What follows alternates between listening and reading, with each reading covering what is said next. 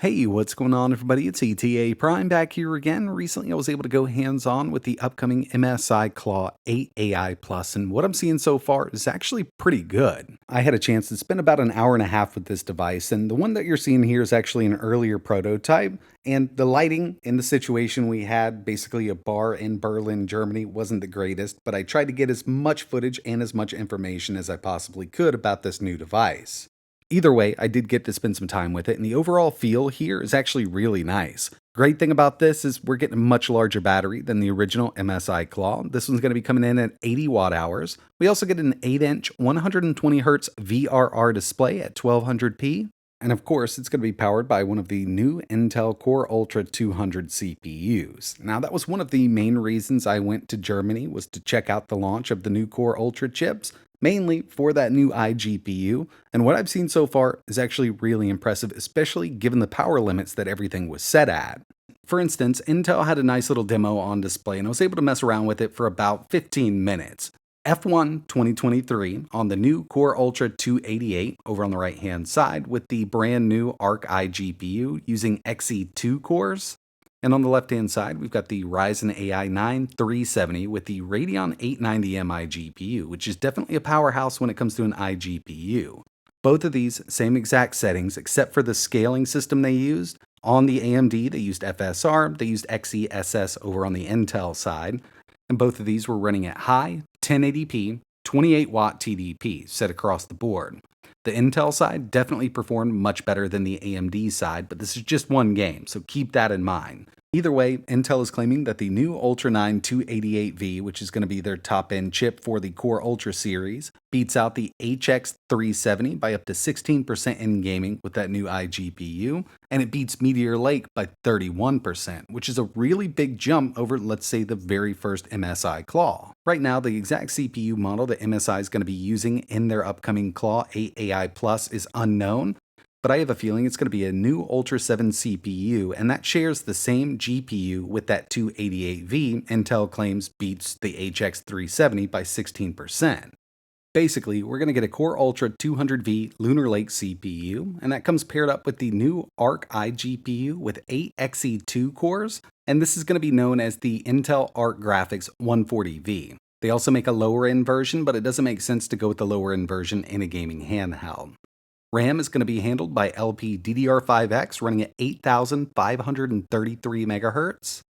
We're also getting an 8-inch 1200p 120Hz display with variable refresh rate, 80 watt-hour battery, 2 Thunderbolt 4 ports, a 2280 M.2 SSD, so it's going to make it cheaper and easier to upgrade that storage in this new device. Intel is really pushing that Wi-Fi 7 and Bluetooth 5.4 with these new 2000V Lunar Lake chips. We're also getting Hall-based sticks and triggers with the Claw 8 AI Plus. So far, in the time that I've spent with the device, I've noticed that it's actually not as heavy as I thought it would be, given that we've got a much larger screen than most of the other ones on the market. And I did verify that it does have an 80 watt-hour battery, even though this is a prototype. Wanted to make sure it wasn't running a 50 watt-hour battery, keeping that weight down. Very comfortable, just like the first MSI Claw was. We've also got those front-facing stereo speakers. The D-pad on this was a bit sharp, so I mentioned to them, hopefully they can kind of dull that down a little bit. When it came to overall functionality of that D-pad, it worked great. It was just the way that the edges were shaped on it. Hopefully they can smooth them over just a little bit so your finger doesn't get caught on it when you're trying to do a special move, and that's one of the big reasons I look at these D-pads. I personally love fighting games on a handheld like this, and having a good D-pad is definitely a must. Having those dual Thunderbolt 4 ports up top is great. If you wanted to go with an eGPU through one of those ports, not a problem because both of them do run at a 40 gig protocol. You could use the other one for, let's say, an external drive, and it's still going to be running at really fast Thunderbolt 4 speeds. So if you do like using an external drive for more storage in games, it's going to work out great because we've got two to work with here.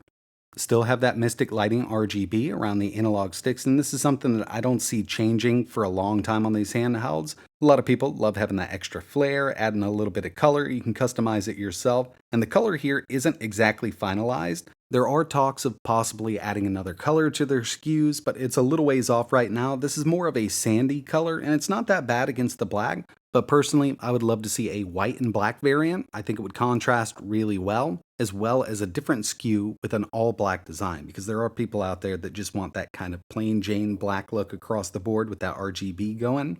Not bad in a big handheld device like this.